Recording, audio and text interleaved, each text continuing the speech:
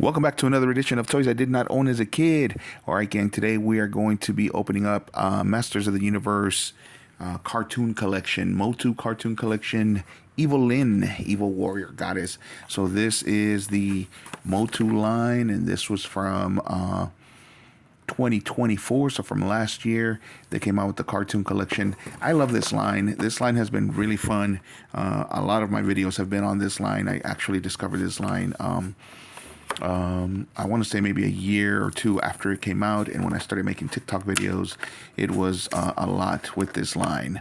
The reason why I did not own original He-Man toys as a kid is because by the time that I actually got my hands on any, I didn't like them. I didn't like that they weren't necessarily the same as the cartoon. I did not understand. I was about 8 years old the very first time that I got my hands on. Oh, I love that background. Look at that. When you take out the toy, look at that background. This is the Grayskull, Castle Grayskull background that they used in the cartoon. Amazing, amazing. I have a whole video talking about that. Please look through it, or maybe I'll pin it. But I love it. I love this. I've copied this more than once on some of my comic strips. It's amazing. Those backgrounds in that cartoon were amazing. I'm not gonna lie to you. The animation wasn't great sometimes. There was a lot of repetitive animation. It was limited animation, but Filmation really did a great job. Here we go. Let's open her up. She looks great. Again, as I was saying, the reason why I did not own any Masters of the Universe toys as a kid is because I just didn't like them. They were geared toward 5-year-olds. By the time I got to them, I was 8 years old. I didn't like the way that they stood. I didn't like the way that they had that little rubber band going through the crotch area to keep their legs. It was hard to stand them up. They usually would fall. I did, however, like the Thunder Punch feature. That is when you would pull the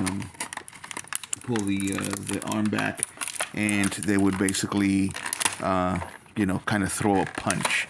I don't have an old one here so that I can give you an example of that.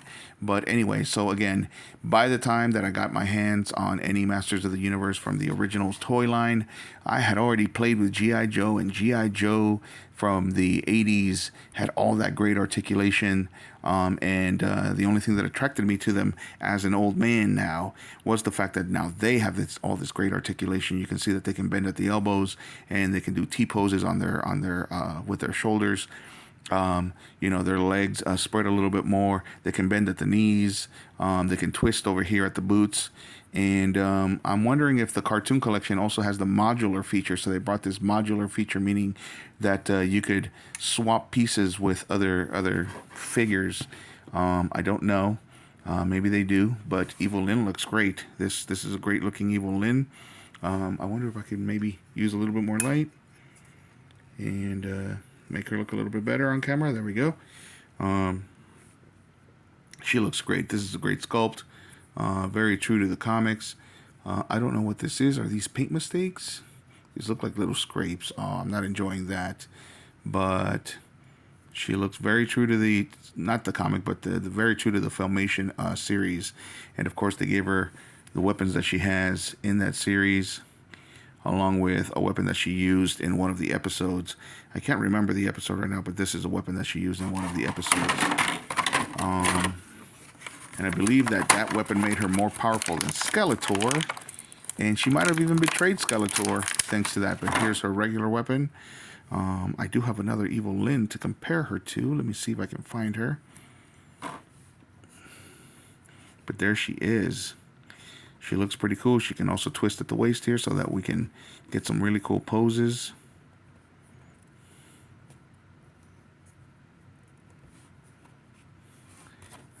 Why not give her both weapons? There we go.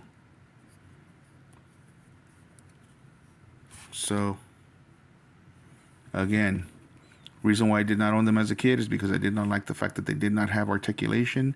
And now that they came out with these great versions in the MOTU line with all that great articulation, I definitely enjoy them. All right, so here we have her counterpart so that we can compare them both. And this is also the original color.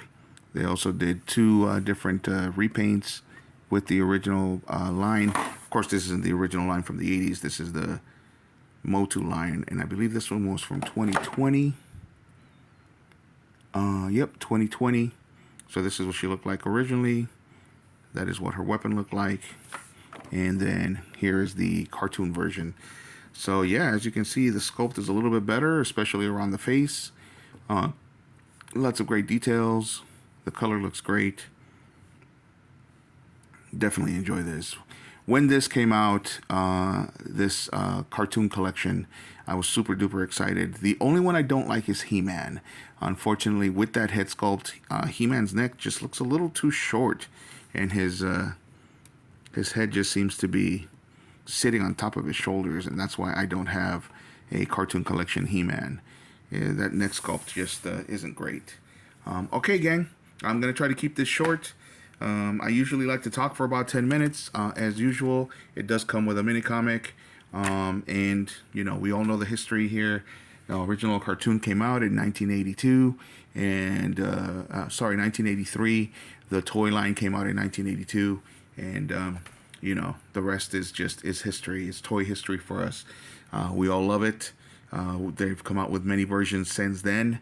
Some good, some not so good. It depends on who you are. Some people prefer the later ones, and some of us just love the nostalgia for the old one. But again, the original character designs were amazing for that Filmation cartoon, and so were the backgrounds. That Grayskull is so amazing, and I've made an entire video about it. So again, I'm gonna try to keep this short. I'm already over 6 minutes and coming up on the 7-minute mark. So let me know what you guys think in the comments, and as usual, hit a like if you like the video, and subscribe if you like the content. Thanks for watching, gang.